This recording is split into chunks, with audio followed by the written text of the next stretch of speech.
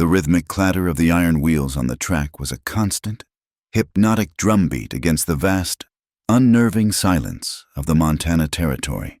For 3 days, Eleanor Vance had watched the world she knew dissolve behind her, the manicured greens and orderly brick of Boston giving way to an endless expanse of scorched earth, rolling hills the color of rust, and a sky so wide and empty it felt like a judgment. The year was 1887, and every turn of the wheels carried her deeper into a life she could not imagine, toward a man she had never met. She sat primly on the hard wooden bench, her back straight, a posture drilled into her over 29 years of striving for a propriety that had ultimately failed her. Her hands, clasped tightly in her lap, were pale and still, betraying none of the tremor that lived deep in her stomach. They rested on her small, scuffed valise, a silent guardian of all she now possessed in the world: 2 changes of clothing, a worn copy of Shakespeare's sonnets, a small tin of hard biscuits, and a single, crisp letter.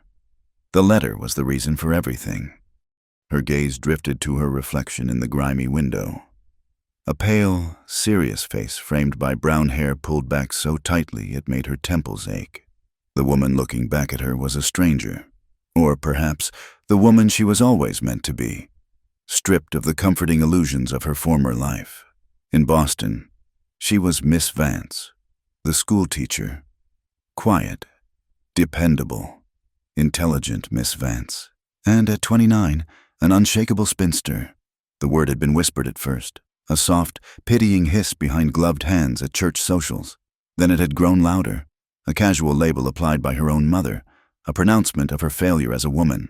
"You are a good daughter, Eleanor," her mother had said, her voice laced with a familiar, weary disappointment. "But you have not been a successful one." Success, for a woman of her station, had a single, narrow definition: a suitable husband, a home, children.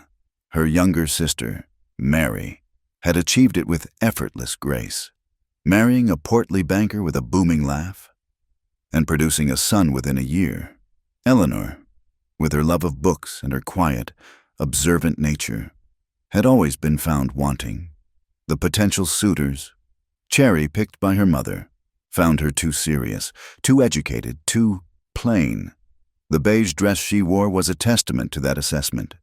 It was serviceable, durable, and utterly devoid of charm, a garment chosen for its ability to fade into the background. It felt like a uniform for the overlooked, a shroud for the life she was leaving behind.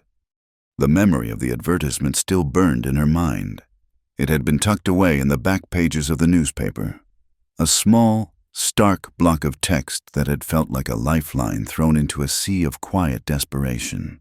Mail order bride wanted, for a ranch in Wyoming, must be of good character, hard-working, and willing to face the challenges of a frontier life. No dandies or ladies of leisure need apply. Send letter of introduction to Ethan Callahan, Dusty Creek, Montana Territory. Wyoming. The name itself sounded like the wind sweeping across an open plain. It was a place beyond the maps of her known world, a place of myth and hardship. And Mr. Ethan Callahan. His name was strong, simple. His words in the advertisement were direct, unadorned with the flowery pleasantries she was used to. He was not looking for a society belle to decorate his arm. He was looking for a partner, a worker. He was looking for someone who was not afraid of a challenge. The thought had lodged in her heart, a tiny seed of defiance. She was tired of being afraid, tired of the sympathetic glances, the resigned sighs, the suffocating smallness of her world. Her reply had been just as direct. She listed her qualifications. She could read and write with perfect clarity. She understood sums and household accounts. She could cook, sew, and manage a larder. She was in good health and was, she wrote with a steady hand, a woman of unimpeachable character. She did not mention her age directly, nor did she speak of her loneliness. She sealed the letter before her courage could fail her. His response had arrived 6 weeks later. The paper was thick, the handwriting bold and clear. It was not a love letter. It was a proposal. as practical and unyielding as the land he likely worked. He owned a cattle ranch of considerable size. He had lost his wife some years ago to a fever and was raising 2 young children, orphans he had taken in from a neighboring family. He required a woman to be a mother to them, to manage the household, and to be his wife. He enclosed a ticket for the train journey west. If she accepted his terms, she was to board the train departing Boston on the 1st of September. He would meet her at the station in Dusty Creek. Terms. He had called them terms, as if she were a piece of equipment he was ordering from a catalog. A part of her recoiled at the coldness of it, the transactional nature of their arrangement. She was selling herself, her future. For the price of a train ticket and the promise of a home, she would be a commodity, delivered and inspected upon arrival. The shame of it was a physical weight, pressing down on her shoulders. What if he saw her plain face, her worn dress, and simply sent her back? The humiliation would be unbearable. She would have nowhere to go. Her family had made it clear that her decision to answer the advertisement was a final, scandalous break. "You are disgracing us," her father had stated, his voice a low rumble of thunder. "Going west to marry a stranger like some common chattel." And yet, beneath the fear and shame, a stubborn flame of hope flickered. This was a chance, perhaps her very last chance to build a life of her own, a life of substance and purpose, far from the suffocating judgment of Boston society. Here, in this vast, raw country, perhaps a woman's worth was measured differently. Perhaps strength and resilience mattered more than a pretty face or a full dowry. Mr. Callahan needed a partner, not a prize. He needed a woman who was hard-working. She was that. He needed someone of good character. She was that too. She opened the valise just a crack, her fingers searching for the soft, cool slip of silk. Tucked beneath her spare blouse was a single white ribbon, a small, frivolous thing she had saved from a birthday gift years ago. It was a stark contrast to the rest of her practical belongings. It was a symbol of the bride she had once hoped to be, the woman who would be married for love in a sunlit church, surrounded by family. Now, it was a secret token of hope, a fragile thread connecting the ghost of that girl to the determined woman on the train. She touched it, its smoothness a brief comfort against the roughness of her reality. She was not chattel. She was Eleanor Vance, and she was choosing this path. The train whistle shrieked, a long, mournful cry that echoed across the plains. It was a sound that had become both a torment and a comfort, marking the passage of time, pulling her ever onward. She looked out the window again. The landscape had subtly changed. The earth was redder. The sky seemed impossibly closer and strange. Monumental rock formations began to jut from the plains like the bones of ancient giants. There were no towns, no farms, no sign of human life for miles upon miles. It was a beautiful and terrible country, a place that promised everything and nothing at all. An older woman sitting across the aisle, who had been knitting a gray shawl for the entire journey, finally looked up and offered a thin smile. Nearly there. "Dear," she said, her voice raspy, "Dusty Creek is the next stop. Not much of a place, but it is a place." Eleanor's heart leaped into her throat. She offered a small, tight nod in return, unable to speak. The moment she had been dreading and longing for was finally upon her. She smoothed the front of her beige dress, a futile gesture against the deep-set wrinkles. She checked her hair in the reflection, tucking away a stray wisp that had escaped its severe bun. She tried to compose her features into an expression of calm confidence, but she was sure the fear was plain in her eyes. The train began to slow, its rhythmic clatter giving way to a screech of metal and a hiss of steam. Through the window, a small collection of weathered wooden buildings appeared, huddled together as if for protection against the vast emptiness surrounding them. A saloon with swinging doors, a general store with a faded sign, a blacksmith's forge, and a handful of other nondescript structures. This was Dusty Creek. This was her new home. or the site of her greatest folly. Her hands trembled as she gathered her valise. Other passengers were stirring, pulling down bags and bundles, their voices a low murmur of anticipation. Eleanor stood and made her way down the narrow aisle, her legs feeling unsteady beneath her. She paused at the door of the carriage, taking one last deep breath of the stale, coal-scented air. Then, she stepped down onto the platform. The wind hit her first. It was not a Boston breeze, softened by trees and buildings. This was a wild, scouring wind, carrying with it a fine grit that stung her cheeks and tasted of dust and distance. It whipped her skirts around her ankles and tugged at the pins in her hair. She held her valise with both hands, anchoring herself against its force. The platform was little more than a raised wooden plank running alongside the track. She stood on it and scanned the handful of faces turned toward the train. A few rough-looking men in dusty hats, a woman with a baby on her hip, 2 young boys chasing a stray dog. None of them looked at her with any recognition. None of them stepped forward. Her heart sank. The train hissed and groaned behind her, a great iron beast impatient to continue its journey. Passengers disembarked, greeting family and friends with hugs and handshakes. Luggage was unloaded. A crate of chickens was passed down. The brief flurry of activity swirled around Eleanor, leaving her in a small, still pocket of isolation. She stood taller, forcing herself to search the crowd again, her eyes seeking a man who might be Ethan Callahan. She had no picture, no description beyond the strength she had imagined from his words. She looked for a tall man, a man who looked like he worked the land, a man with a steady gaze. But no one met her eyes. The conductor called out, his voice a bored bellow. "All aboard." The last of the passengers climbed back onto the train. Doors slammed shut. With a great chuff of steam and a groan of metal, the train began to move. Slowly at first, then gathering speed. It slid past her, a long, dark ribbon unfurling toward the western horizon. Eleanor watched it go, a wave of panic rising in her chest. It was her last link to the world she knew, and it was abandoning her. Soon, it was just a dark shape in the distance, its whistle a faint, fading cry on the wind. The small crowd on the platform dispersed, melting back into the dusty streets of the town, leaving Eleanor utterly and completely alone. She stood frozen, clutching the handle of her valise so tightly her knuckles were white. The wind tugged at her dress, the sun beat down on her head, and the silence of the empty platform was deafening. There was no one here. Mr.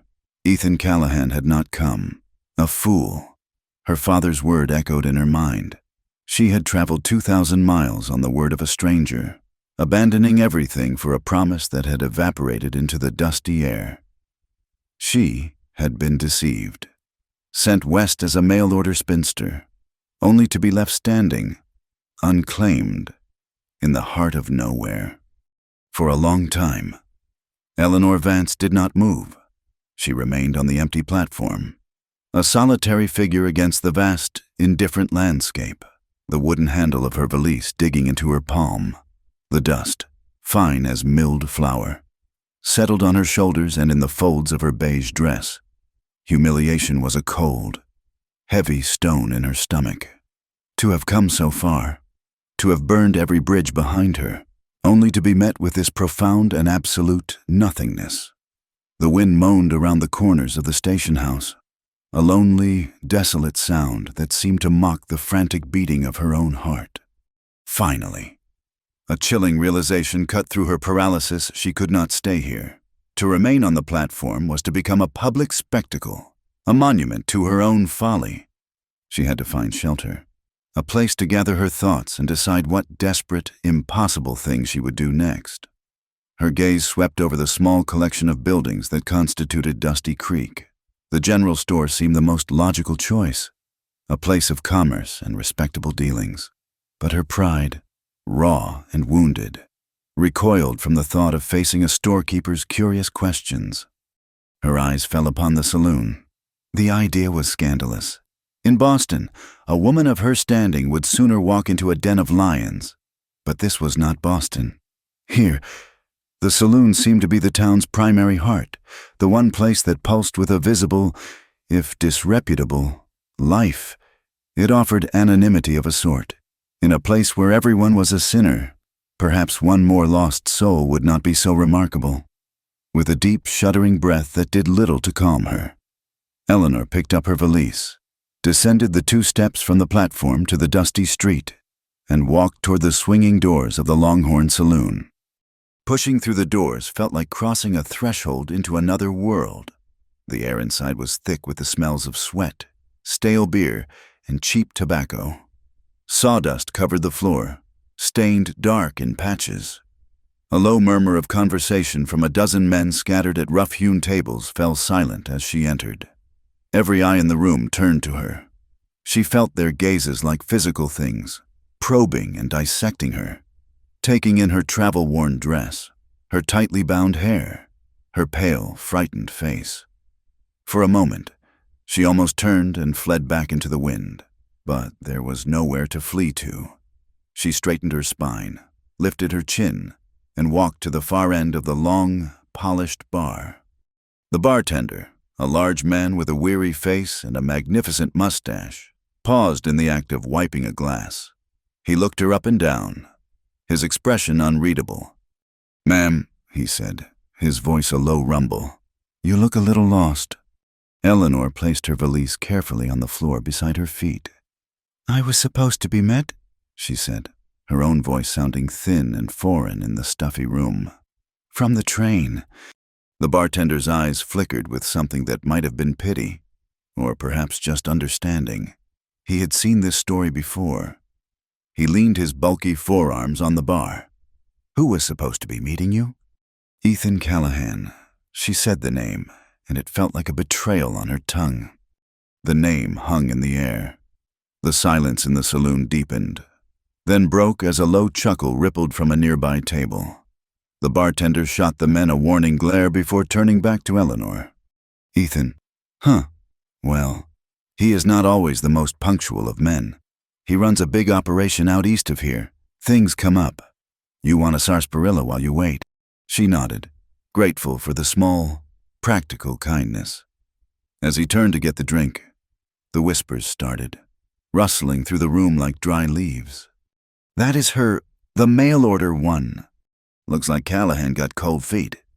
Cannot say I blame him. She is a bit on the plain side. Is not she a real spinster?" Each word was a small, sharp sting. Eleanor stared straight ahead at her own reflection in the mirror behind the bar. A ghostly image of a woman trying desperately not to shatter. She had feared being treated like a piece of merchandise, and here it was. The casual, cruel assessment of strangers. They were not even trying to hide their scorn. She was a joke, a piece of town gossip brought to life. A man detached himself from one of the tables and sauntered toward her. He was wearing a silver star pinned to his vest, and he moved with a lazy confidence that set her teeth on edge. He was handsome in a conventional way, with dark, neatly combed hair and a smile that did not reach his cold, assessing eyes.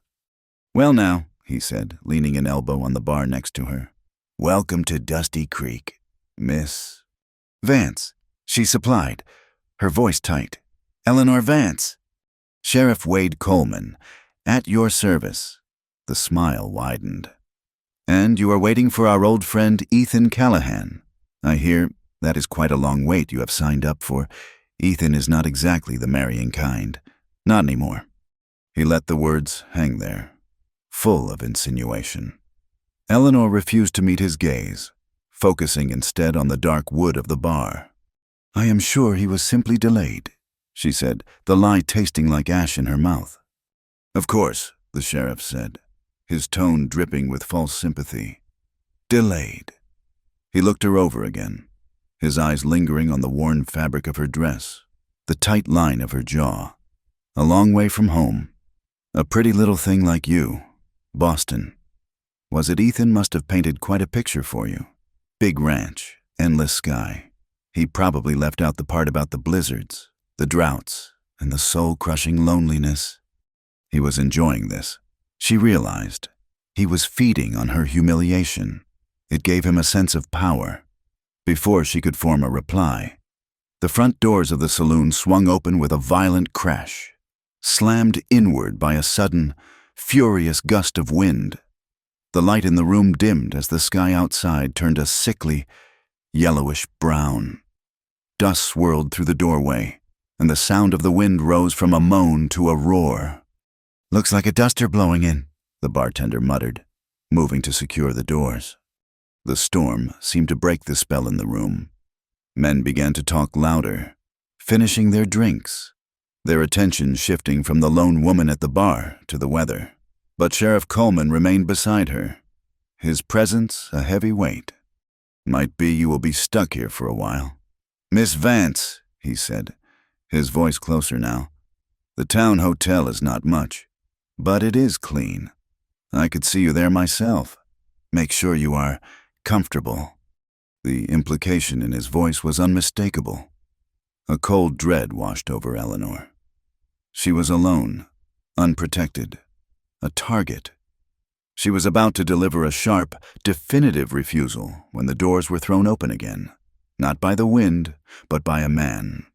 He stood framed in the doorway, a silhouette against the swirling brown chaos. He was tall and broad-shouldered, his form made immense by the dust clinging to his long coat. He paused for a second, his eyes adjusting to the dim light, and the saloon fell silent once more.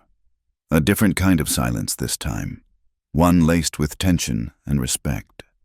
He pulled the door shut behind him, the sound a dull thud against the howling wind. He was not a handsome man in the way the sheriff was. His face was all harsh angles and weathered lines, carved by sun and wind.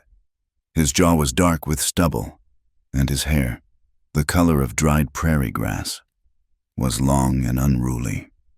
Dust caked his clothes and his skin, but it was his eyes that held her. They were a pale, piercing blue, as clear and cold as a winter sky, and they missed nothing. They swept the room in a single, comprehensive glance before landing and staying on her. "Ethan," the sheriff said, and the lazy confidence in his voice was gone, replaced by something sharper. "We were just talking about you. It seems your delivery has arrived." The man, Ethan Callahan, did not look at the sheriff. His gaze remained fixed on Eleanor.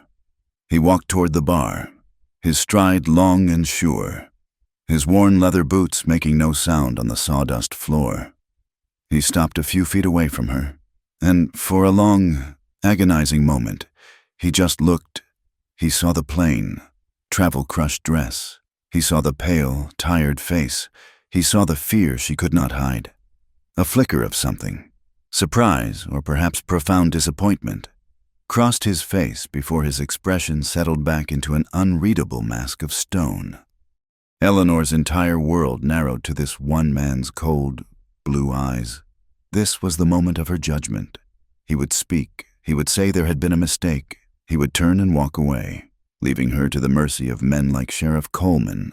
She braced herself for the final, crushing blow to her hope. Sheriff Coleman chuckled, a low, ugly sound. "Do not tell me this is the prize you have been waiting for. Ethan, looks like the catalog picture was a little generous this time. You send for a broodmare and they send you a sparrow." Ethan Callahan still did not look at him. His focus was entirely on Eleanor, the noise of the saloon, the howl of the wind, the sheriff's mocking voice. It all faded away. There was only the intense, unnerving weight of his stare. He was seeing not just the woman who stood before him, but the whole sorry story of her journey, her desperation, her foolish, stubborn hope. He saw it all, and he said nothing. Finally, when the silence had stretched until Eleanor thought she might scream from it, he spoke. His voice was low and rough, like gravel shifting. "I did not send for a beauty," he said, his words directed only at her, cutting through the sheriff's laughter and the saloon's tense quiet. "I sent for someone real, someone who is not afraid of the dirt or the work." He took a step closer. "The world is full of pretty things that break easy. I have no use for them. He held her gaze, and in his eyes she saw not the insult she had expected, but a question. It was a challenge.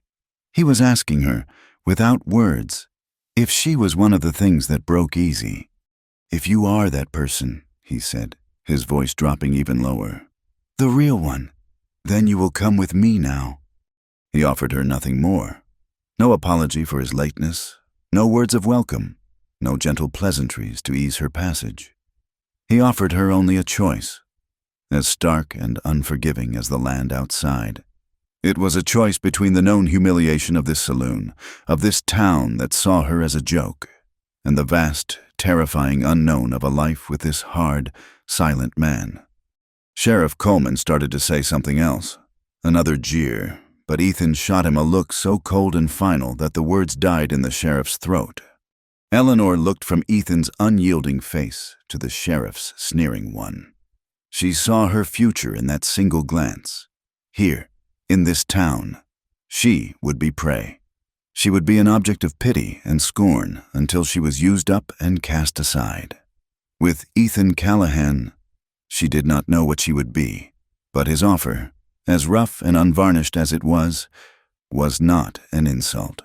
He had not judged her on her appearance. He had asked about her substance. He had asked if she was real. In that moment, a tiny, defiant spark she thought had been extinguished on the train platform flickered back to life. She was a spinster. She was a mail-order bride. She was a fool, but she was real. She gave a single sharp nod. Without another word, Ethan Callahan turned. He picked up her valise as if it weighed nothing. He held the swinging door open for her, his body shielding her from the worst of the wind. She walked past him, out of the warm, suffocating saloon and into the roaring, blinding heart of the storm. The dust was a solid, choking wall, and she could see nothing but the broad back of the man leading the way, a silent, solitary guide into the wild uncertainty of her new life. The world outside the saloon was a maelstrom of flying earth. The wind tore at Eleanor's clothes and hair, a physical assault that stole the breath from her lungs. Grit peppered her face, stinging her eyes and coating her tongue. Ethan Callahan moved through it all with the steady, unbothered gait of a man who was as much a part of this landscape as the rocks and the sagebrush. He led her to a sturdy buckboard wagon hitched to two stoic-looking horses. He tossed her valise into the back and then, without a word, put his hands on her waist and lifted her onto the high seat as if she were a child. The strength in his grip was startling. He climbed up beside her, took the reins, and with a low word to the horses, they moved off into the blinding, swirling dust. Conversation was impossible against the roar of the wind. They sat in silence, a foot of space between them that felt like a mile-wide chasm.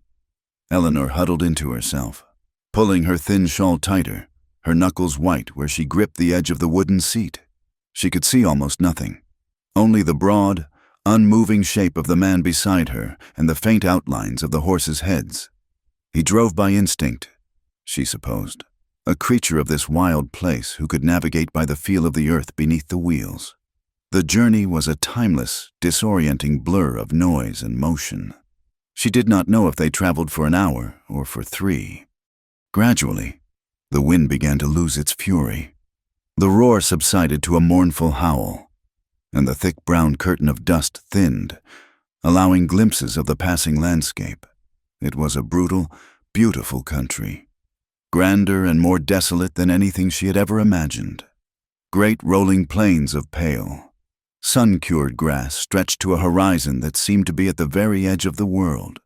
The sky, now scrubbed clean in a piercing blue, was immense, a vast and lonely dome under which she felt terrifyingly small. They forded a riverbed that was little more than a wide, sandy scar, the water having long since surrendered to the sun. In the distance, a lone butte stood against the sky like a fortress. There was no sign of civilization, no fences, no roads, only the endless, elemental land. As twilight began to bleed purple and orange across the horizon, they crested a low rise, and she saw it. The Callahan Ranch was not a grand estate. It was a collection of sturdy, unadorned buildings nestled in a shallow valley. sheltered by a small grove of cottonwood trees. A long, low ranch house built of logs and sod sat at the center, flanked by a massive barn, a blacksmith's shed, and several smaller outbuildings. Smoke curled from a stone chimney, a thin gray ribbon against the deepening sky. It looked less like a home and more like an outpost, a last bastion of human endeavor against the encroaching wilderness. Ethan pulled the wagon to a halt in front of the house and finally spoke. His voice was rough, unused. "We are here." He swung down and came around to her side. Before she could move, he had lifted her down again. As her feet touched the ground, the front door of the house opened. Two small children, a boy of about 8 and a girl a year or two younger, peered out. They were thin and watchful, with large, solemn eyes. They looked at Eleanor with a mixture of fear and profound curiosity, then darted back inside like startled fawns. Ethan seemed not to notice. He retrieved her valise and led her up the 3 wooden steps and into the house. The main room was large and sparsely furnished, dominated by a huge stone fireplace where a low fire was burning. The air smelled of wood smoke and leather. A long trestle table with benches stood in the center of the room, and a few mismatched chairs were scattered about. It was a man's space, clean but lacking any softness, any touch of grace. He set her valise down by the door. "That room there will be yours," he said, gesturing to a closed door off the main room. "The children are in the loft. My room is at the back." He walked to the fireplace and stood with his back to it, the firelight casting his rugged features into sharp relief. There was another long silence as he seemed to struggle with what to say next. "Miss Vance," he began, his gaze fixed somewhere over her shoulder. "I should be clear about why you are here. My letter was practical, so I will be practical now. My wife, Sarah, she died 3 years ago. The fever, this ranch, this life, it is too much for one person. The children, they are not mine by blood. Their parents were neighbors, lost in a blizzard 2 winters past. They need raising, they need schooling. The men, I have 6 hands who work for me. They need feeding. This house needs a woman to run it." He paused, and his blue eyes finally met hers. His expression was not unkind, but it was devoid of any warmth or sentiment. "I did not send for a wife in the way a man in the East might think of it," he said, his words slow and deliberate, each one a small, heavy stone dropping into the silence between them. "I do not have time for courting or pleasantries. I advertised for a partner in this life, someone to manage this house and to teach the children, a wife in name, to make it proper. That is the arrangement." The arrangement. There was that cold, transactional word again. All her foolish, secret hopes, the silly white ribbon in her valise, crumbled to dust. He was not looking for a companion, a confidant, a woman to share his life with. He was hiring a housekeeper. He was hiring a governess. The marriage was just a formality, a thin veneer of respectability over a business contract. The humiliation she had felt in the saloon returned, sharper this time because it was delivered by the one person from whom she had hoped for acceptance. She felt a hot flush of anger rise in her cheeks. Her pride, the last tattered remnant of the Boston schoolteacher she had been, demanded that she turn and walk out, that she face the wilderness rather than accept such a cold proposition. But where would she go? What would she do? She had less than $5 to her name. She had nowhere to go back to. This harsh land and this silent man were her only options. She swallowed her pride, the taste of it bitter in her throat. "I understand," she said, her voice a clipped, quiet whisper. The next few weeks passed in a blur of relentless, back-breaking labor. Eleanor had thought she understood what hard work was. She had been wrong. She rose before the sun, her first task to light the stove and the lamps. She made coffee for the ranch hands, then began the day's baking, her arms aching as she kneaded enormous quantities of dough for bread and biscuits. She cooked 3 huge meals a day over a hot, temperamental wood stove. In between, she scrubbed floors, mended rough denim trousers with fingers that were clumsy and sore. washed laundry in a huge tub with harsh lye soap that reddened her hands, and tended a small, struggling vegetable garden. The two children, Thomas and Lucy, remained shy and wary. They watched her with their big silent eyes, flinching if she moved too quickly. She learned they had been through a great deal of hardship, and she understood their caution. She began their lessons at the big table after the midday meal, teaching them their letters and numbers. It was the one part of her day that felt familiar, a small piece of her old life. But even that was difficult. They were easily distracted, their gazes constantly drifting to the windows, toward the world of horses and cattle they understood better than books. The ranch hands treated her with a detached, polite skepticism. They were rough men, weathered by the land, and they called her ma'am with a respect that felt more like a barrier than a welcome. She would sometimes catch them watching her as she struggled to haul 2 heavy buckets of water from the well, and she could see the amusement in their eyes. The soft-handed schoolteacher from the East, playing at being a rancher's wife. Their unspoken judgment was a constant, wearying weight. And Ethan was a ghost in his own home. He was the first to leave in the morning and the last to return at night, his face grim with exhaustion. He ate his meals quickly, without speaking, his mind clearly on the endless list of tasks that awaited him. He never complimented her cooking or commented on the clean floors. He never asked about her day. He treated her with a distant, formal courtesy. Like a stranger he was forced to house. They were 2 people living under the same roof, their lives running on parallel tracks that never seemed to intersect. The silence between them was a living thing, a vast and empty prairie of unspoken thoughts and unasked questions. Eleanor felt her spirit beginning to fray. She had traded the quiet judgment of Boston for the loud, demanding indifference of the frontier. She was more alone now than she had ever been in her life. She fought a daily battle against despair, her pride warring with the overwhelming need to simply be seen, to be acknowledged as more than just a pair of hands. She had wanted to be real, and this life was brutally real, but she felt herself becoming invisible. One evening, after the supper dishes had been washed and the children put to bed, she realized they were nearly out of water for the morning.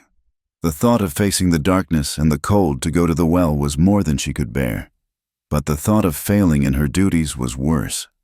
Taking a deep breath, she picked up the 2 heavy wooden buckets and stepped out into the chilly night. The sky was a black velvet cloth strewn with a breathtaking spray of stars. A sliver of moon offered little light. The only sound was the chirping of crickets and, far off in the hills, the lonely, haunting cry of a coyote. She walked to the well, her arms already aching in anticipation. She lowered one bucket, the rope rough against her palms, and began the long, arduous process of cranking it back up. The handle was stiff, the weight of the water immense. By the time she had filled both buckets, her back was screaming in protest and her head was spinning with exhaustion. She lifted them, the wire handles cutting deep into her fingers.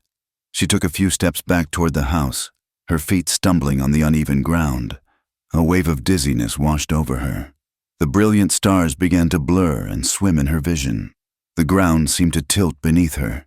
She knew she was going to fall. She tried to set the buckets down, but her muscles would not obey. The world dissolved into a roaring blackness, and she knew no more. She came to slowly, aware first of a gentle warmth on her face. She was lying on the rough sofa in front of the fireplace, a scratchy wool blanket tucked around her. The fire had been built up, its flames dancing and casting a warm, flickering glow across the room. Ethan was sitting in a chair nearby, watching her, in the dim, soft light. The harsh lines of his face seemed to soften. He said nothing, but rose and came back with a dipper of cool water. He knelt beside the sofa and held it to her lips. She drank, the water soothing her dry throat. "You work too hard," he said, his voice a low rumble. It was the first personal thing he had said to her in weeks. It was not praise, but it was an acknowledgement. He had seen her. He had seen her struggle. Tears pricked at the back of her eyes, and she blinked them away fiercely. "I am fine," she whispered.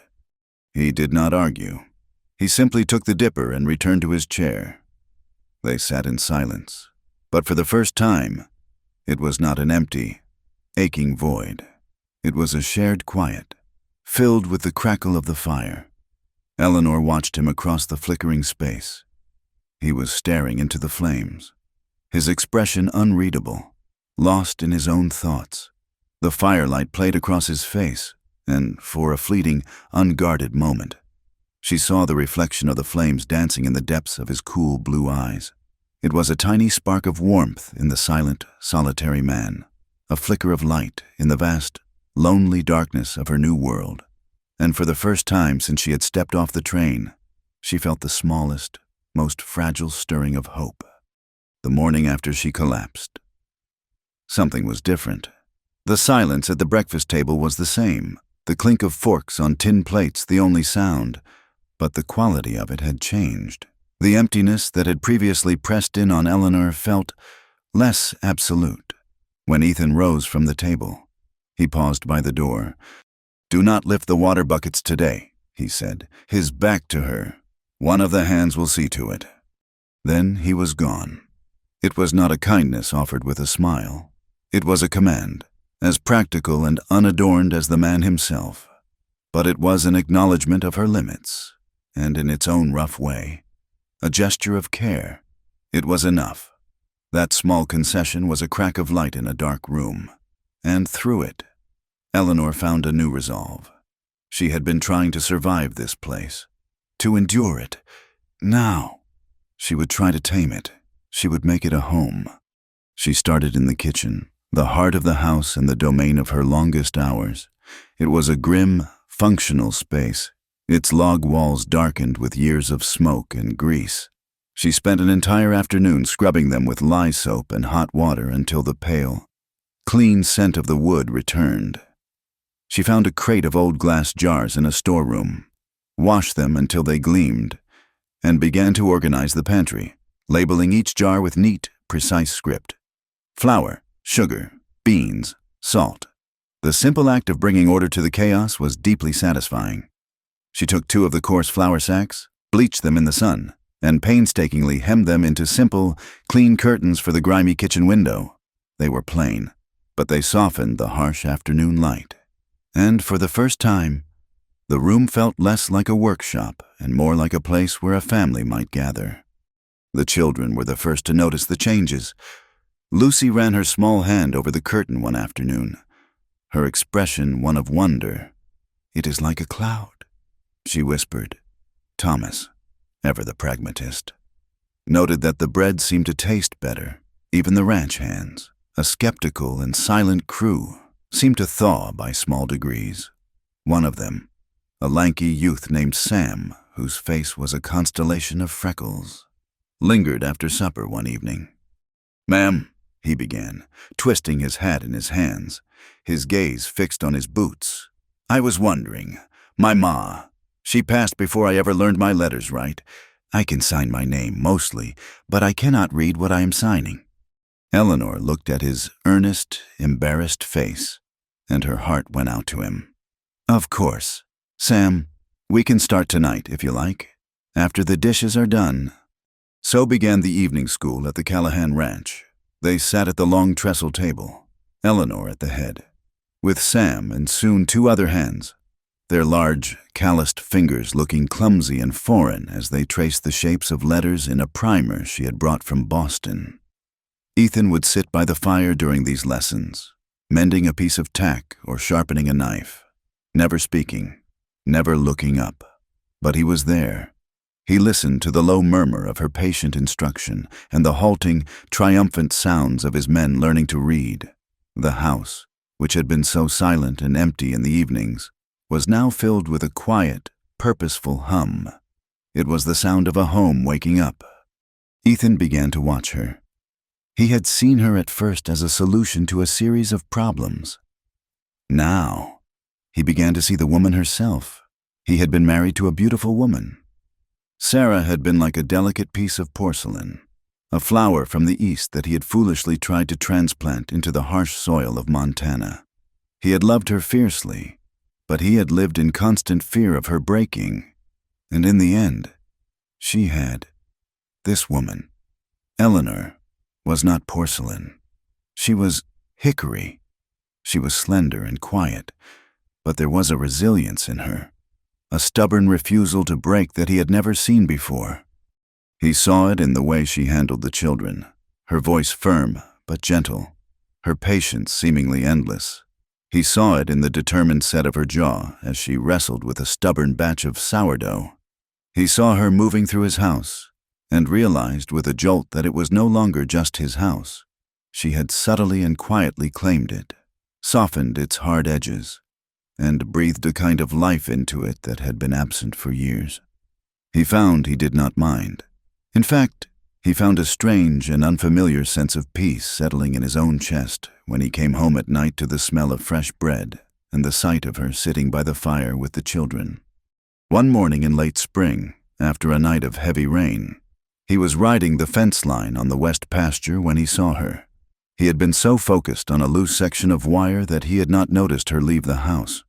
She was standing near the creek bed, which had swollen with the rain, turning the low ground beside it into a treacherous bog of thick, red mud. As he watched, she hiked her skirts up with a shocking lack of ceremony, bunching them around her knees, and waded into the mire. He spurred his horse forward, a sharp, nameless fear seizing him. He saw then what she was after. A newborn calf, separated from its mother, had wandered into the bog and was hopelessly stuck. Its small body sunk to its belly in the thick, sucking mud.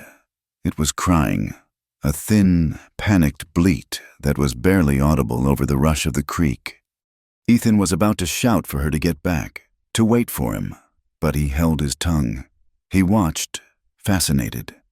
Eleanor moved with a slow, deliberate purpose. She tested the ground before each step, her face a mask of concentration. The mud clung to her, staining her dress and shoes. But she did not seem to notice. When she reached the calf, she knelt, sinking into the cold ooze, and began to work her hands around the small animal's body, trying to break the suction. The calf struggled, kicking its legs, smearing her with more mud from head to toe. She spoke to it in a low, calming voice, the same patient tone she used with Thomas and Lucy during their lessons.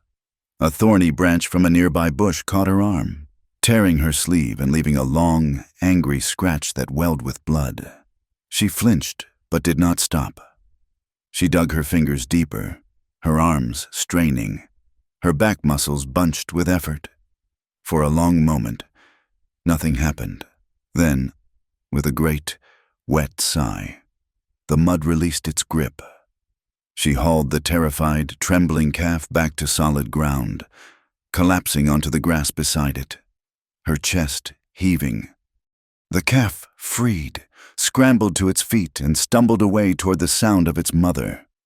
Eleanor did not rise. She sat there in the grass, covered in red mud, her hair escaping its pins and tumbling around her shoulders.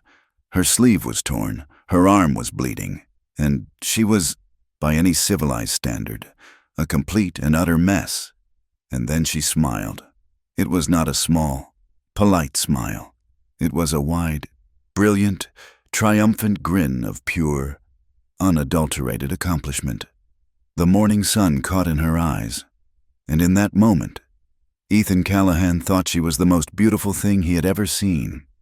He dismounted and walked toward her, his own boots sinking slightly in the soft earth. She looked up as he approached, her smile faltering slightly, a flicker of self-consciousness in her eyes as she became aware of her appearance. He stopped in front of her. "Are you not afraid of getting your hands dirty?" he asked, his voice rougher than he intended. Eleanor looked down at her mud-caked hands, then back up at him. Her gaze was direct, unwavering. "I used to be more afraid of people's stares than of mud," she said, her voice quiet but clear. The simple honesty of her words struck him with the force of a physical blow. He saw in an instant the world she had left behind, the 1,000 small cruelties and judgments that had shaped her. He understood that this mud, this blood, This raw physical effort was a kind of freedom for her. He reached down, offering her his hand. She took it, her smaller, mud-slicked hand surprisingly strong in his. He pulled her to her feet. They stood there for a moment, his hand still holding hers, the space between them charged with a new and unspoken understanding. The connection that was forged that morning in the mud deepened in the weeks that followed. The silences between them became less empty and more companionable. They would sometimes sit on the porch after the children were asleep, watching the stars ignite in the vast, dark sky. Not speaking, but simply sharing the quiet of the night. It was a peace Ethan had not known he was missing.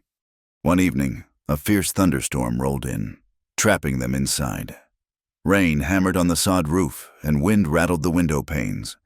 It was a wild, violent night, but inside the small house, with the fire roaring in the hearth, it felt safe and warm.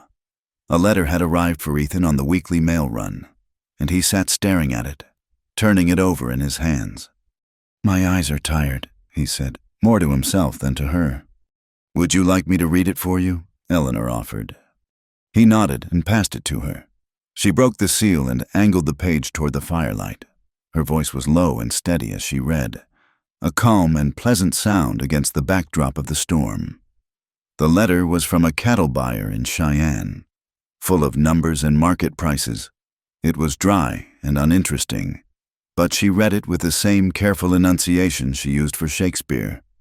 When she finished, she folded the letter and handed it back to him. He took it, but he did not look at it. He was looking at her, his expression thoughtful, a deep and unfamiliar emotion stirring in his eyes. The firelight flickered, casting shadows that danced on her face. "If I had met you sooner," he said, his voice a low, quiet rumble that was almost lost in the sound of the rain, "perhaps my life would have been different." The words hung in the air between them, simple, profound, and utterly unexpected. They were a confession, an admission of a long and lonely road traveled, and for Eleanor, they were the first tentative rays of a sun she had long ago stopped believing she would ever see again. The late summer afternoon had settled into a sleepy, golden stillness. A heat haze shimmered over the distant hills, and the air was so quiet that Eleanor, sitting on the porch mending one of Thomas's shirts, could hear the lazy buzz of a fly against the window pane. Inside the house, Lucy and Thomas were bent over a slate, their heads close together as she helped him with a difficult word. A fragile, hard-won peace had settled over the Callahan ranch, a quiet rhythm of work and rest, of shared meals and comfortable silences. Eleanor felt it in her bones, a warmth that had nothing to do with the sun. She had found a place. It was not the life she had ever imagined, but it was a life of substance, a life that was real. She paused in her sewing, looking out across the vast expanse of the valley.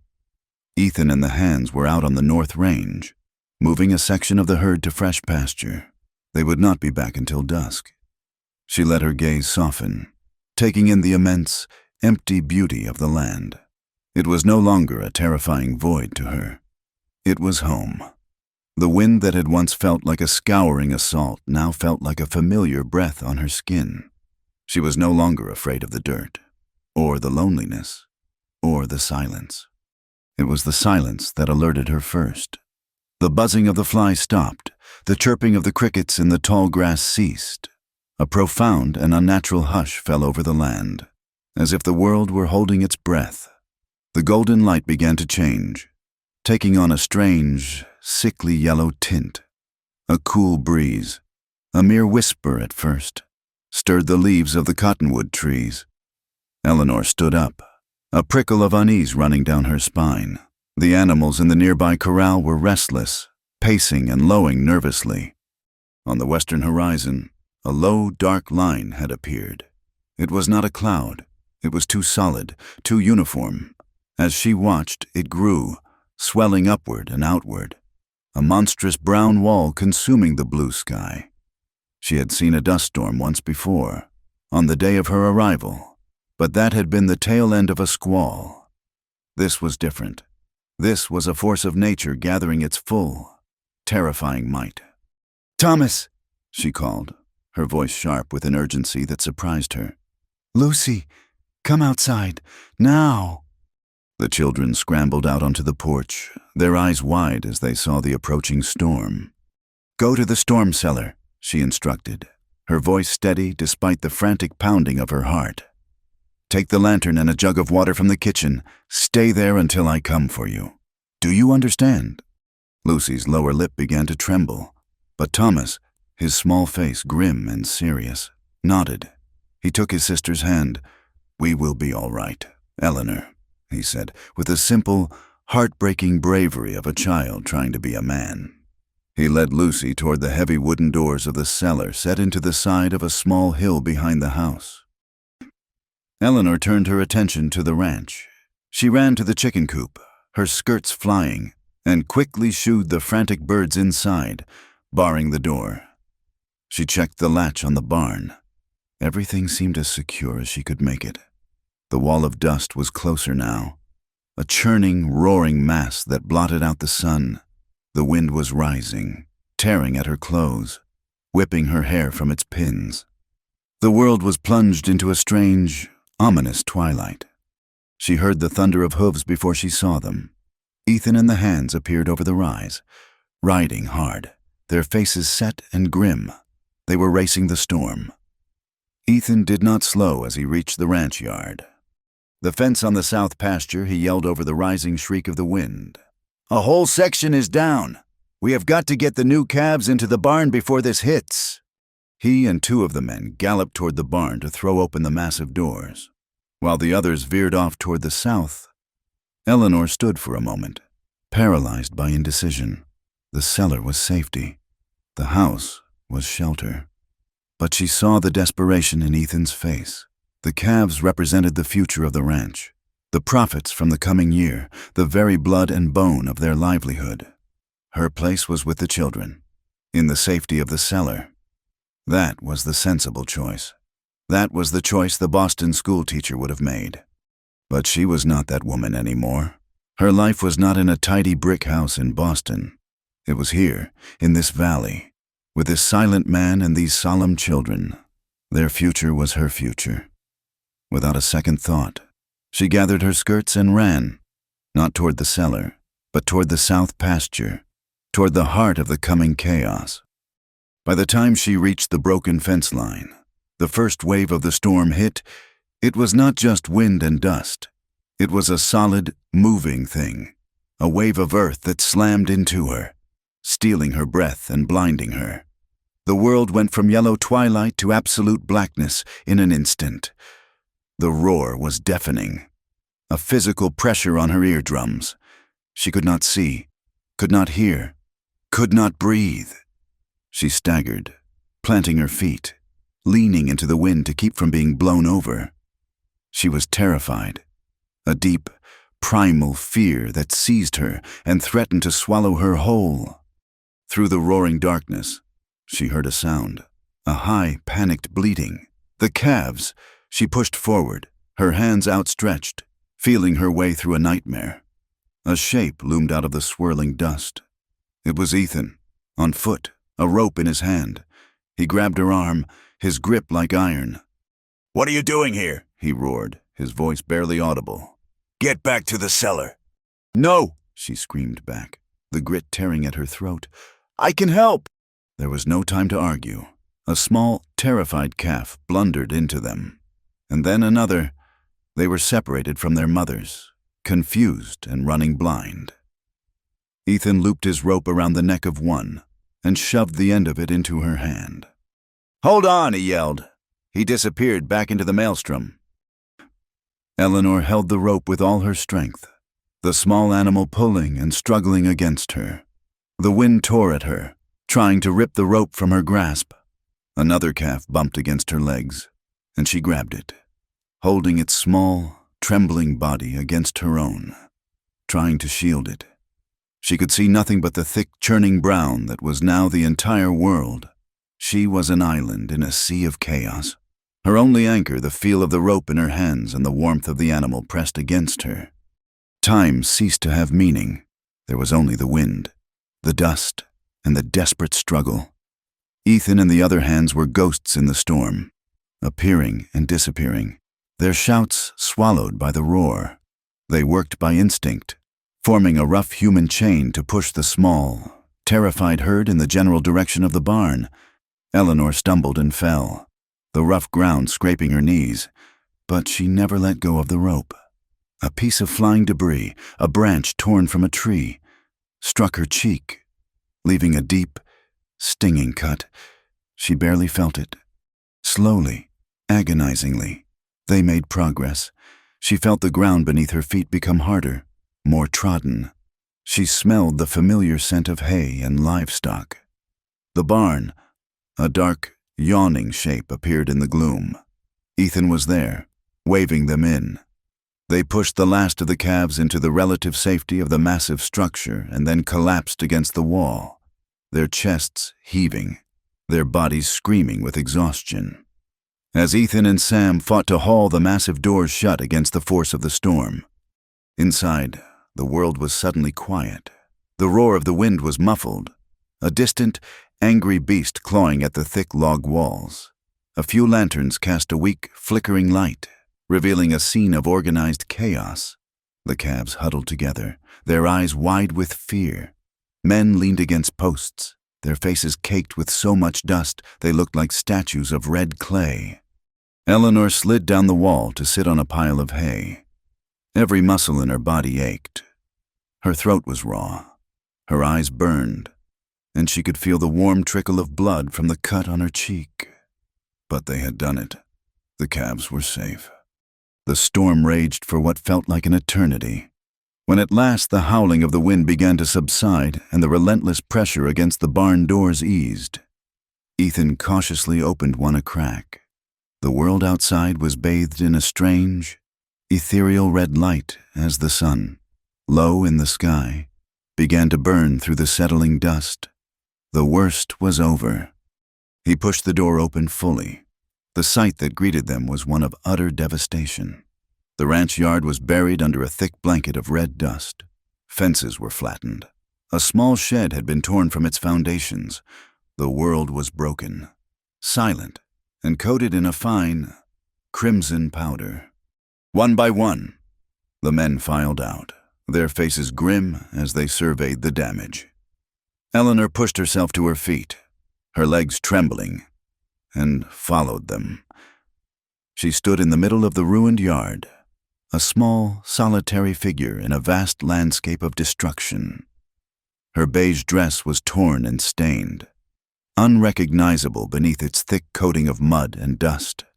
Her hair had been ripped from its pins and hung around her shoulders in a wild, tangled mat.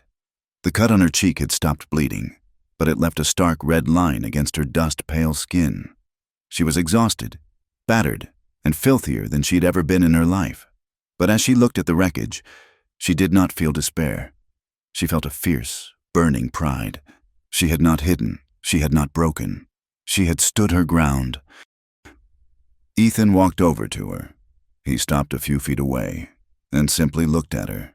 He took in the torn dress, the wild hair, the blood on her cheek. He saw the weariness in her posture, but he also saw the unyielding strength in her eyes. He saw a woman who had faced down the very worst this land could throw at her and had not flinched.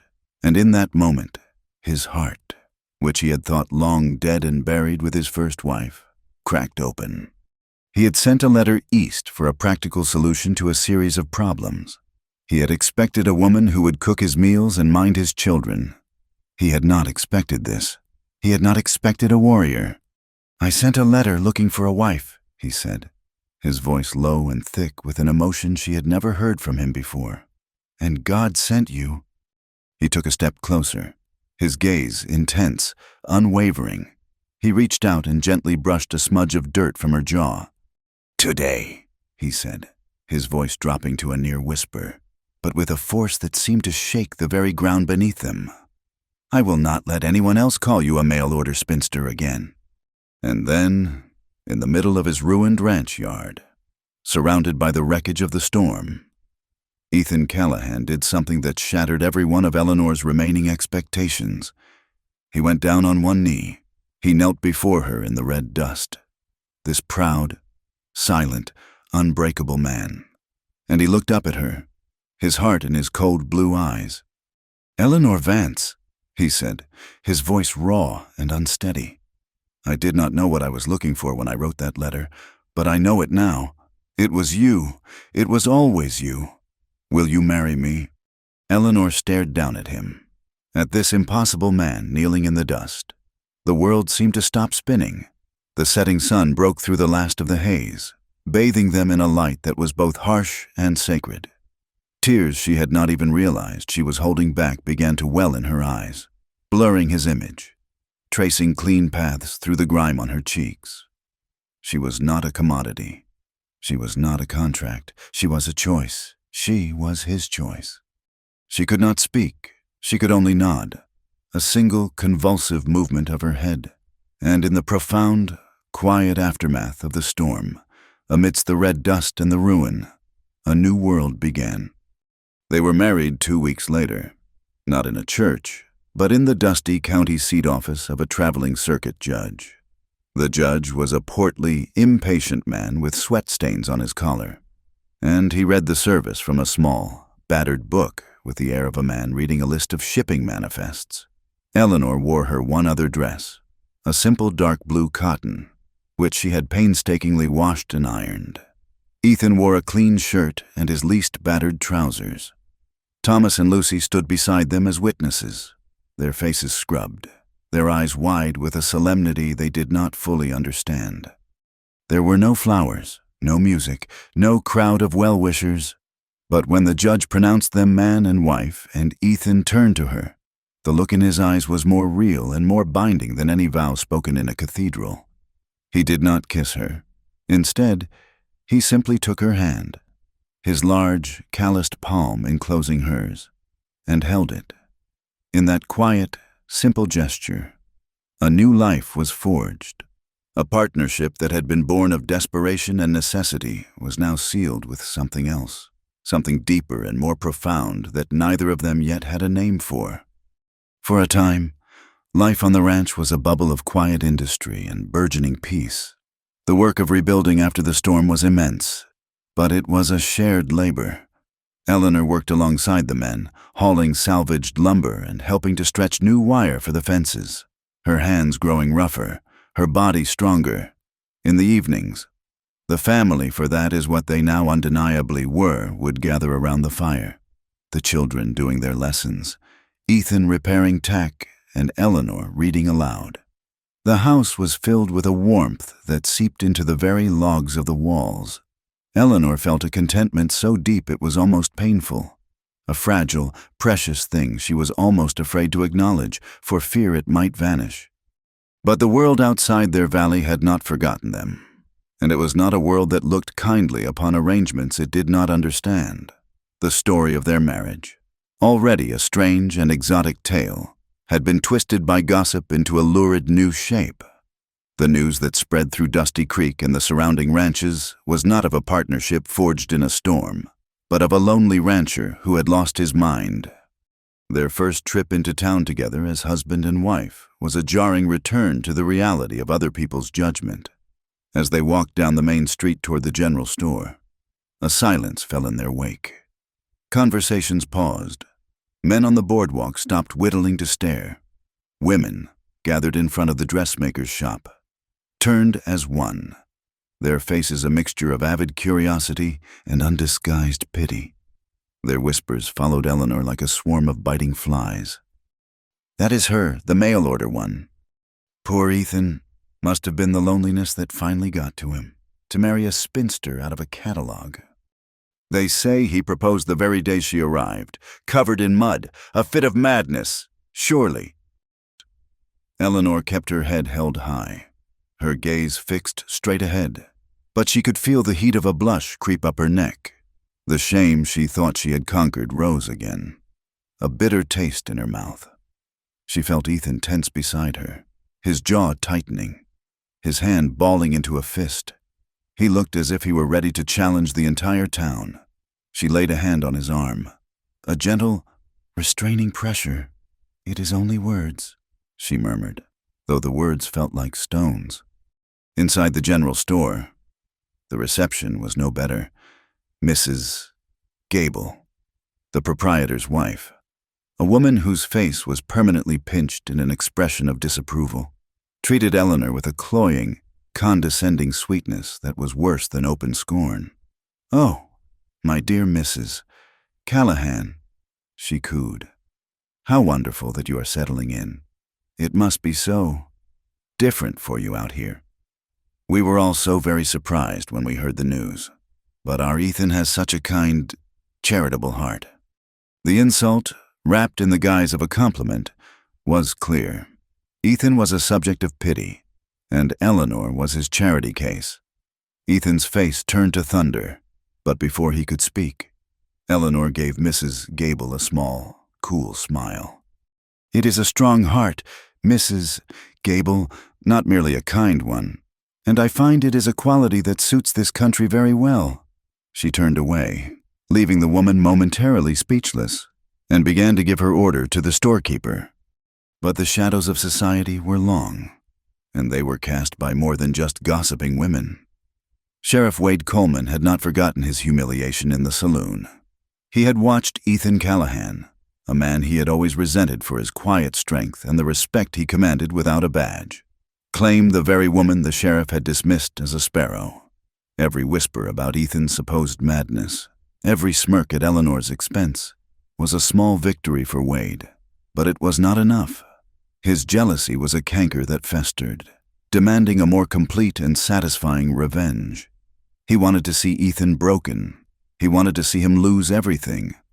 He found his weapon in the dusty, neglected files of the Territorial Land Office. Wade was not an intelligent man, but he was cunning, and he knew the law could be a cudgel as well as a shield. Land titles on the frontier were often a chaotic mess of old claims, survey errors, and forgotten grants. He spent weeks poring over maps and deeds until he found what he was looking for, a shadow on the title to Ethan's land, a forgotten claim from a defunct silver prospecting company that covered a small but vital section of the Callahan Ranch, the section that contained the deep, reliable spring that watered the entire herd through the dry season. Without that spring, the ranch could not survive. The claim was legally worthless, long since abandoned. But the paperwork still existed, and Wade Coleman knew a corrupt clerk in the county seat who, for a share of the potential spoils, was willing to resurrect it. A month later, a man on horseback delivered an official-looking envelope to the ranch. Ethan took it, his brow furrowed, and broke the seal. Eleanor watched from the doorway as he read the document inside, his face slowly losing all color, replaced by a mask of cold disbelief, then rage. He crumpled the paper in his fist. "What is it?" she asked, her voice laced with dread. He did not answer at first. He walked to the porch railing and stared out at the land, his land, with the haunted look of a man seeing a ghost. "It is a legal notice," he said finally, his voice a low, dangerous growl. "A claim against the South Spring. It says our title is not clear." "But how can that be? Your family has worked this land for 30 years. "It is a lie," he said, his voice flat. "But it is a lie on official paper, which makes it more dangerous than a bullet." He looked at the crumpled paper in his hand, "And I know who is behind it." The document summoned them to a hearing before a circuit judge in the county seat in 2 weeks' time. They were to present their deed and defend their title against the claim, now held by a corporation Eleanor had never heard of. If they failed, or if they did not appear, the land and its water rights would be forfeit. The 2 weeks that followed were the longest of Eleanor's life. A heavy, oppressive silence fell over the house. Ethan was consumed by a helpless fury. He was a man of action, a man who solved problems with his hands, with hard work and straight talk. This battle of papers and legal tricks was a foreign language to him. He could fight a blizzard, a prairie fire, a pack of wolves, but he did not know how to fight a lie dressed in the robes of the law. He rode the boundaries of his ranch from dawn to dusk, his face a grim, stony mask, as if daring anyone to try and take it from him. Eleanor, however, saw the battlefield differently. While Ethan raged against the injustice, she felt a cold, clear purpose settle over her. This was not a fight that would be won with ropes and horses. It would be won with words and facts. It would be won in a courtroom. "May I see it?" she asked one night, gesturing to the legal notice, which now lay smoothed out on the mantelpiece. Ethan grunted, a sound of dismissive frustration. "It is just lawyer talk. Tricks and nonsense." "Let me see it," she repeated, her voice gentle but firm. "And the deed to the ranch as well, and any maps you have." He looked at her, at the quiet determination in her eyes, and for the first time in days, the fury in his own gaze lessened, replaced by a flicker of question. He retrieved a heavy tin box from under their bed and placed it on the table. Inside were the papers that represented the sum of his family's life and labor. For the next 10 nights, after the children were asleep and the house was quiet, Eleanor sat at the long trestle table, a single lantern pushing back the darkness, and she worked. She read every word of the deed, a document written in the flowery, looping script of a clerk from a generation past. She studied the claim against them, her schoolteacher's mind dissecting its convoluted legal language, searching for weaknesses. She compared the old survey maps to the newer territorial ones, her finger tracing the lines of creeks and ridges, memorizing the landscape on paper as she had come to know it in person. Slowly, painstakingly, a picture began to emerge. The claim was a phantom, built on a survey that had been officially discredited years ago when the railroad had chosen a different route. It was a ghost, but a ghost that wore the full authority of a court summons. The day of the hearing arrived, gray and overcast. The makeshift courtroom was a large, stuffy room in the county courthouse, smelling of stale cigar smoke and old paper. A dozen or so onlookers, mostly ranchers with their own land concerns, sat on hard wooden benches. Sheriff Wade Coleman was there, leaning against a far wall, a smug, confident smirk on his face. He nodded to Ethan, a gesture of false commiseration that was more insulting than a blow. The judge was a lean, impatient man with a hawk-like nose and eyes that seemed to miss nothing. He listened without expression as a lawyer hired by the Phantom Corporation presented the old claim. The documents looked official. The clerk's signature was authentic. The case, on its surface, seemed solid. The judge turned his sharp gaze on Ethan. "Mr. Callahan, what have you to say to this?" Ethan stood up, his large frame seeming to fill the room. He spoke with a raw, powerful anger. "Your Honor, this is my land. My father broke this sod. We built our home there. That spring has watered Callahan cattle for 30 years. This paper is a lie, and the man who brought it to you is a thief, hiding behind a badge." He gestured toward Wade. The judge's face hardened. "I will not have accusations in my courtroom. Mr. Callahan, I deal in facts and documents.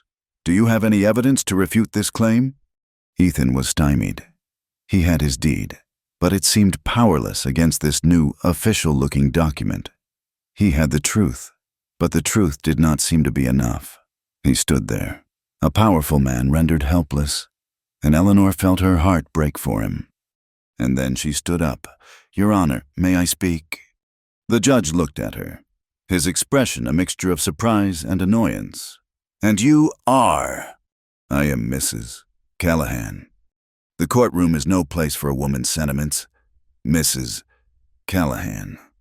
"It is not sentiment I wish to offer, Your Honor, but fact." A low murmur went through the room.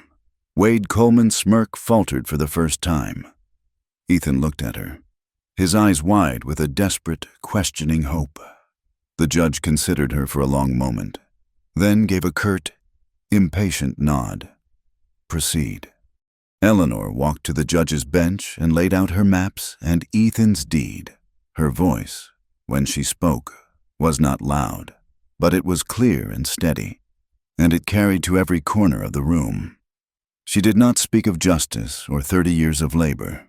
She spoke of survey lines and grant charters, She pointed to the date on the mining claim and cross-referenced it with the date the territorial legislature had officially voided all such claims along that corridor. She pointed out that the signature of the surveyor on the claim map was that of a man who, according to public record, had died 2 years before the survey was supposedly completed. She dismantled their case, piece by logical piece, not with passion, but with the cold, irrefutable precision of a schoolteacher demonstrating a mathematical proof. The lawyer for the corporation began to stammer. Wade Coleman's face went from smug to flushed to pale. The judge stared at the papers.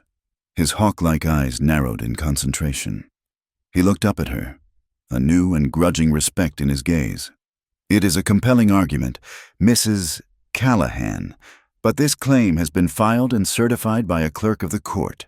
The law is the law." Eleanor looked from the judge's stern face to her husband's anxious one, and then at the sneering face of Wade Coleman.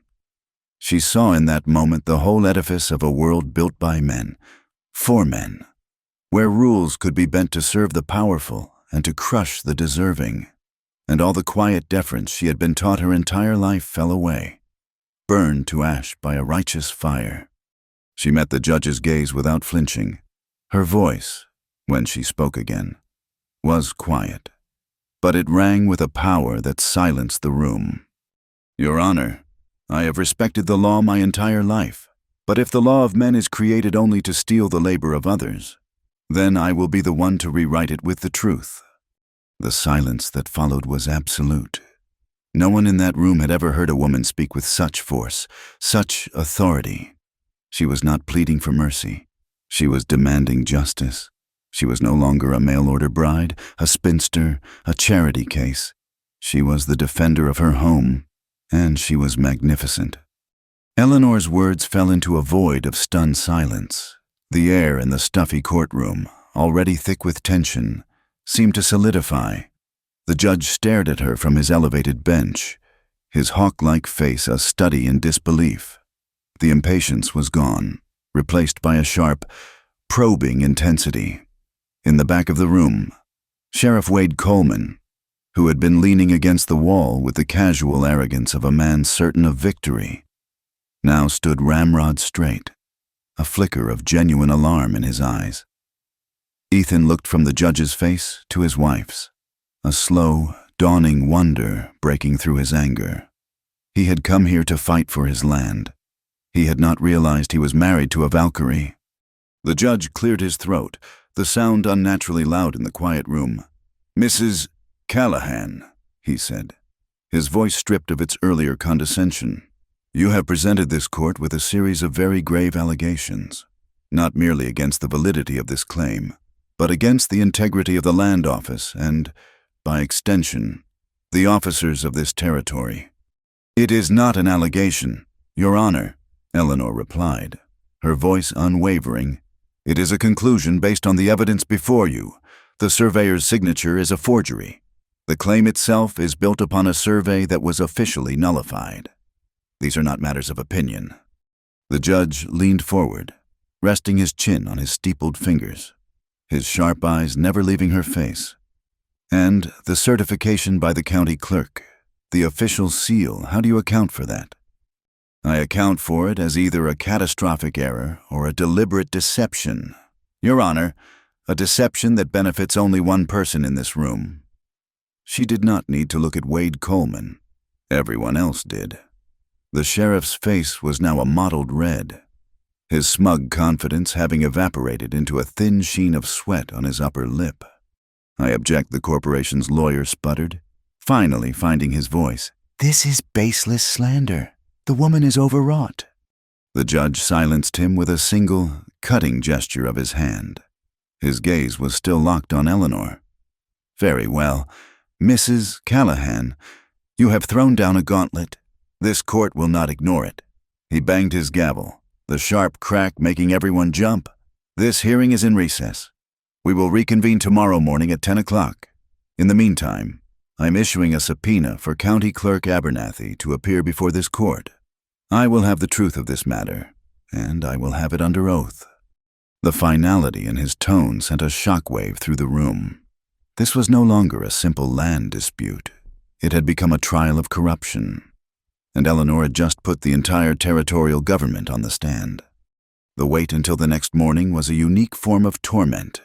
They spent the night in the town's only hotel, in a small, clean room that felt like a cage. Ethan paced the floorboards like a trapped wolf, his silent fury now mixed with a potent cocktail of awe and anxiety. He would stop, look at Eleanor as she sat calmly on the edge of the bed, and just shake his head, unable to find the words for the storm of emotions inside him. He had married a housekeeper. He had discovered a general.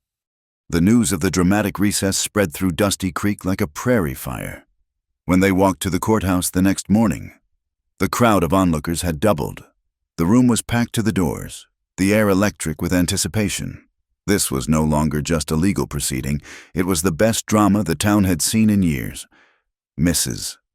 Gable was there, her pinched face alight with avid curiosity. Ranchers who had business in town and many who did not had come to see the conclusion.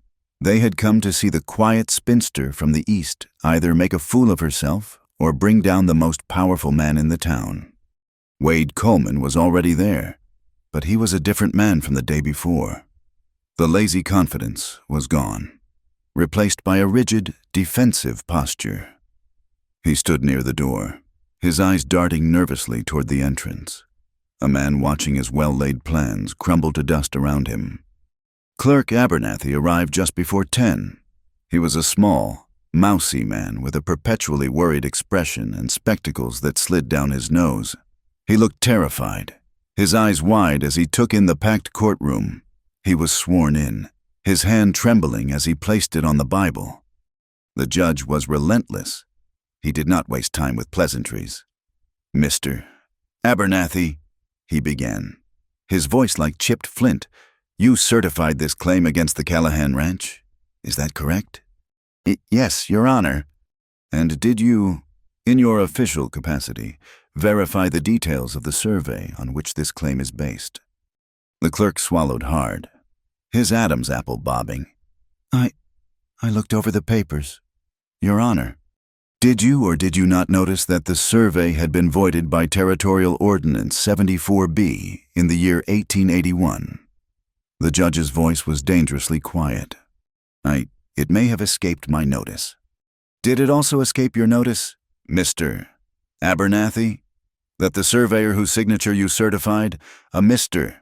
Jebediah Pike, has been resting in the Laramie Cemetery for the past 7 years?" A collective gasp went through the courtroom. Clerk Abernathy turned a ghastly shade of white. His eyes shot to Wade Coleman. A desperate, pleading look. The sheriff stared straight ahead, his face a mask of stone. "Mr. Abernathy," the judge pressed, "I am waiting for an answer." The little clerk crumbled. His shoulders sagged, and he seemed to shrink into himself. "It was a bribe," he whispered, the words barely audible. He put his face in his hands. "Sheriff Coleman, he paid me $500. He said no one would ever look that close. He said it was just a way to scare Callahan, to get him to sell the water rights cheap. He promised me." His confession dissolved into pathetic sobs. The courtroom erupted into a chaotic babble of voices. The judge banged his gavel furiously, his face a thundercloud. "Order, order in this court." The room fell silent again, but it was a different silence now, charged with a new understanding. The whispers of the past months, the jokes about the mail-order bride and the mad rancher, seemed cheap and foolish in the face of this raw, ugly truth. They had been laughing at the victims of a crime.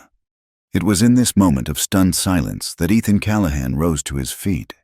He was not looking at the judge. He was looking at the faces of his neighbors, the people who had pitied him and mocked his wife. His voice, when he spoke, was not loud, but it carried a weight of profound emotion that commanded the attention of every person in the room. "For months," he began, his gaze sweeping over the crowd, "you have all been whispering. You have looked at my wife and seen a spinster I took out of pity. You have looked at me and seen a fool who lost his senses to loneliness. You have all been so sure you understood our story." He paused, letting the words sink in. He turned his head and looked at Eleanor, who was watching him, her heart in her eyes. The love and fierce pride in his gaze was a physical thing, a shield that protected her from every curious stare. "Let me tell you the truth of it," he continued, turning back to the crowd. "That woman is not some piece of goods I purchased from a catalog. She is not a charity case. I have faced storms and droughts and winters that would freeze the soul of a man, but I have never known true courage until I saw her stand up for this family, for this land, for what is right. She is not the reason I am a fool." His voice grew stronger, ringing with a conviction that was absolute. "She is the reason I still have faith in people." The silence that followed was deep and profound. It was the sound of an entire town recalibrating its understanding of the world. The story was not what they thought. This was not a tale of pity. It was a tale of strength. The way they looked at Eleanor changed. The pity was gone, replaced by something entirely new, a deep and unmistakable respect. "Mrs." Gable had the good grace to look ashamed. The ranchers looked at Eleanor as if seeing her for the first time, not as a strange woman from the East, but as one of them, a fighter who had just saved her own. The judge, his face grim, pointed a long, bony finger at Wade Coleman. "Sheriff," he said, his voice cold as a grave, "I find you in contempt of this court. I find you guilty of conspiracy to commit fraud and bribery of a public official. You are hereby stripped of your office and your authority. Deputy, take this man's star." A young deputy, his face pale, walked over to a stunned Wade Coleman and unpinned the silver star from his vest. The symbol of power and law now looked like a cheap piece of tin in the deputy's hand. Wade, his face a mask of disbelief and fury, was led from the courtroom in disgrace. The judge banged his gavel one last time. "The claim against the Callahan property is dismissed with extreme prejudice. This hearing is adjourned." It was over. As Ethan and Eleanor walked out of the courthouse, the crowd parted for them. No one spoke. The whispers were gone. In their place were quiet nods of respect. They stepped out into the street, and the sun, which had been hidden behind gray clouds all morning, broke through. It lit the fine dust that was always in the air, turning the motes into a swirling, golden haze. It was the dust of the West, the very substance of the earth they had fought for, now transformed into something beautiful, something full of promise. It was the dust of a new beginning, a rebirth of their honor, and a fresh foundation of faith, not just in each other, but in the possibility of justice in a hard land. The ride back to the ranch was a quiet one, but the silence was of a kind Eleanor had never known before. It was not the empty, aching silence of loneliness, nor the tense, wary silence of strangers. It was a silence of profound and complete understanding, a quiet so full of unspoken emotion that words would have only cheapened it. Ethan handled the reins, his gaze fixed on the familiar horizon, but his entire being seemed attuned to her presence beside him. He sat a little closer on the buckboard seat, their shoulders occasionally brushing, a small, grounding contact that spoke volumes. The land they passed through, the same harsh and beautiful country that had once terrified her, now seemed to welcome them, its rolling hills and endless sky, a testament to the endurance they had just proven. In the years that followed, the story of the trial of Dusty Creek became a local legend, a tale told around campfires and in saloons. The story changed with each telling, of course, growing more dramatic, more heroic.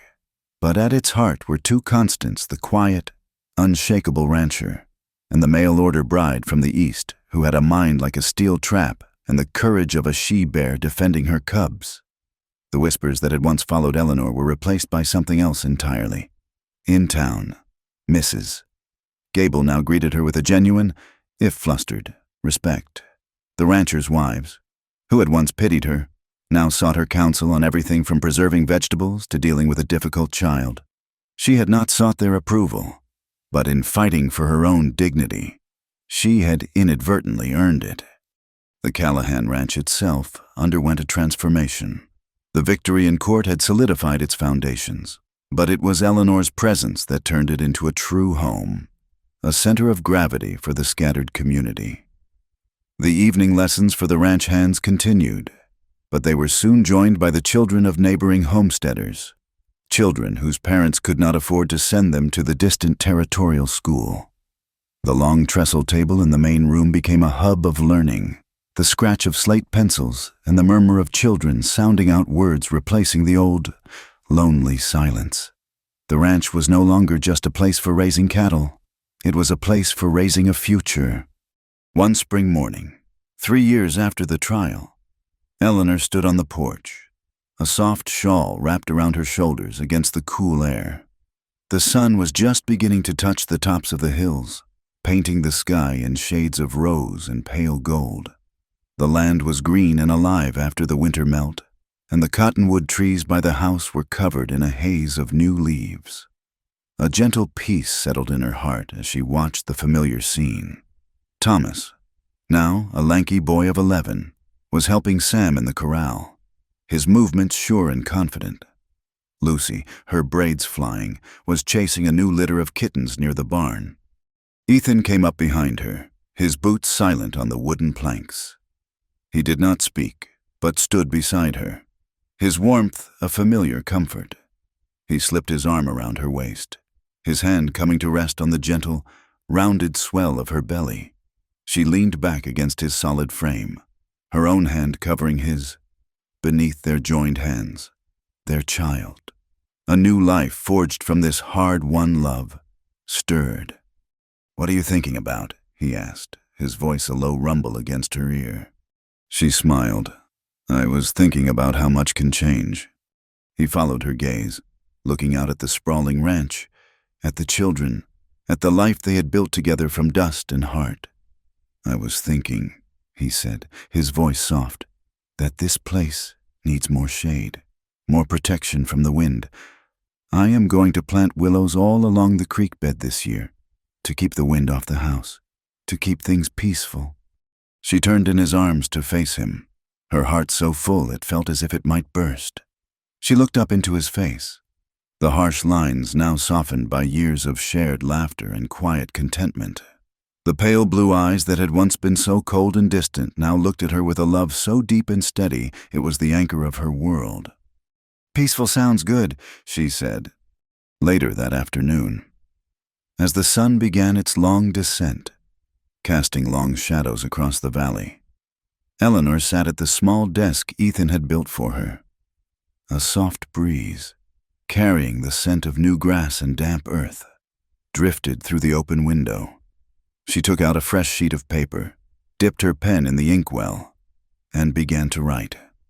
The letter was not to anyone in particular, but to a ghost, to the pale, frightened woman she had once been, the woman who had boarded a train in Boston with nothing but a desperate hope and a worn beige dress. She wrote of the land, of its brutal beauty and its unexpected gifts.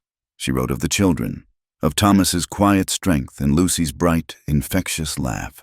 She wrote of Ethan, of his silence that was not empty but full, of his strength that was not hard but protective, of the unexpected tenderness in his rough hands. She paused, looking out the window at him. He was down by the creek with Thomas, marking out the line where he would plant the willows, his broad back a symbol of the safety and permanence he had brought to her life. She thought of the woman who had stood alone on the train platform in Dusty Creek, a mail-order spinster, an object of pity and scorn, her future a terrifying blank page. Then she looked down at the letter in her hands, at the life that had been written on that page, a life of purpose, of love, of belonging. Her pen scratched across the paper, the words flowing freely, a final testament to the journey she had taken. "I was sent west as a mail-order spinster, a label meant to be my final chapter. But the West, in its unforgiving wisdom, did not see the label. It saw the woman, and it did not give me what I thought I wanted. It gave me what I needed. It gave me a chance to learn that a person's worth is not measured by the opinions of others, but by the strength of their own heart.